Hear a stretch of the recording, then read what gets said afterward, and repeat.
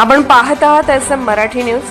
लोकशाहीच्या रक्षणासाठी सदैव कटिबद्ध असलेले एक रोखठोक व लढाऊ news channel SM Marathi news, जिथे अन्याय तिथे आम्ही। रुपये 2,56,50,000चा कर्ज अपहरणाप्रकरणी चौघांविरुद्ध गुन्हा। माणगाव येथील सहकारी संस्थेतील गैरव्यवहार उघड।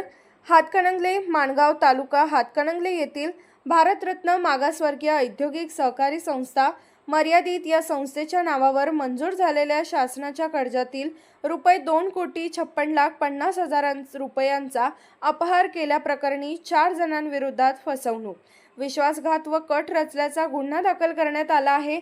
या प्रकरणी महादेव सखाराम आरे वय 55 राहणार माणगाव तालुका हातकणंगले, आनंदा ईश्वरा आसबे वय 53 राहणार इचलकरंजी दूधगंगा वेदगंगा एंटरप्राइजेस इचलकरंजी येथील संबंधित प्रतिनिधी तसेच ओम इलेक्ट्रिकल्स इचलकरंजी येथील संबंधित प्रतिनिधी यांच्या विरुद्ध भारतीय न्यायसंहिता कलमांतर्गत गुन्हा दाखल करण्यात आला आहे।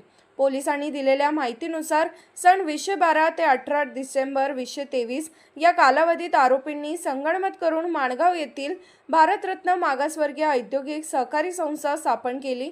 संस्थेमार्फत औद्योगिक मशिनरी खरेदी करण्यासाठी महाराष्ट्र शासनाच्या समाज कल्याण विभागाकडून कर्ज मंजुरी करून घेतले। हे कर्ज संस्थेच्या बँक खात्यात जमा झाल्यानंतर प्रत्यक्षात मशिनरी खरेदी न करता संबंधित पुरवठादार कंपन्यांच्या नावाने धनादेश काढून एकूण रुपये 2,56,50,000 रकमेचा अपहार केल्याचे सहकारी संस्थेच्या लेखापरीक्षणादरम्यान उघड झाल्याचे तक्रारीत नमूद आहे। या प्रकरणी शासनाच्या वतीने लेखापरीक्षकांनी संबंधित विभागाची परवानगी घेऊन फिर्याद दिल्यानंतर 31 जुलै 2026 रोजी रात्री 8:45 वाजता गुन्हा दाखल करण्यात आला।